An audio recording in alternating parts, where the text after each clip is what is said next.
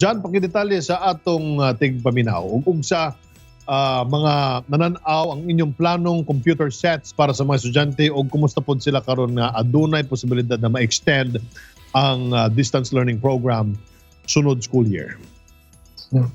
Okay, so sa karon syempre di magazon nato madinay nga dili tanan estudyante maka-afford gud sa distance learning or sa online classes because for some of them it's very costly, no? Gastos sila sa load. So it's a good thing last 2018 we were able to implement a project which is ang pagpatukod or ang pagpataod og Wi-Fi, public Wi-Fi for educational purposes sa mga batan-on dinhi sa Alegria. And sa karon is nami plano nga makiglabi mi sa DICT. Kaya ang DICT naa sila programa nga ginatawag nga Tech for Ed in which maghatag ang DICT og computer sets sa barangay, mga isa, duha or tulo ka mga computer sets nga pwede makatabang sa mga batan-on or sa mga estudyante diri sa Alegria. Actually ang among barangay sa poblasyon isa na sa among project nga na-implementar na before pa ang COVID.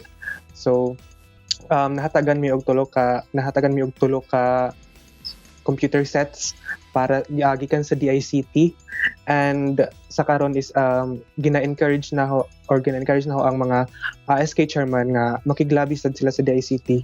And since tulo ra man ang gihatag sa DICT, since diliwan pud namo sila makuan kay dili naman kami ang prioritize sa DICT, so ako nag-initiate sa pud ko nga magpalit sa pud og kaugalingon nga computer sets para sa barangay kay para makatabang sa pud sila sa mga batanon for their online classes or for their research purposes, Secretary. Usapod sa inyong mga programa ang pag-alalay sa mga out-of-school youth sa inyong lungsod. Unsa pod ning programa kaning pagtabang ninyo sa mga kabatan-unan nga wa mag-eskwela? So recently, Secretary, nakakuha nami og data sa mga out-of-school youth diri sa barangay. So kami nagplano nga together with the DSWD headed by our MSWDO at the same time LYDO nga si Ma'am Arlene Pasha Gabiligno, nga ma-enroll nato ang mga out-of-school youth sa TESDA, no? Pero ang courses din is syempre nagdepende ra gyapon sila sa TESDA kung unsa nga courses ang ilang i-offered. So by batch nato sila nga ipa-enroll dito sa TESDA kay para napod sila new skills or knowledge nga makatunan, and para pud napod sila other source of income nga maisip or makatabang sa ila, Secretary. Kalabot sa pandemya, giunsa pod nato pag-extend og tabang sa atong mga kababayan ni adtong kasagsagan sa lockdown?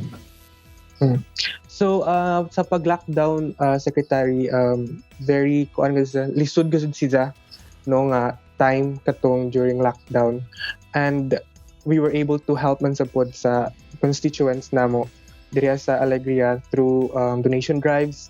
Ang mga SK matag barangay is nag-donate og several sacks of rice, canned goods, mga noodles o unsa pa dira. And then nakapaghatag pud mi og oral hygiene kit sa daycare centers sa matag barangay, and naapod dira ang paghatag namo during the lockdown. Naghatag mi og face mask and face shield. And since pag lockdown gisugod naman ang pag-online class, no? So naghatag pud mi og bond papers sa mga eskwelahan dinhi sa Alegria.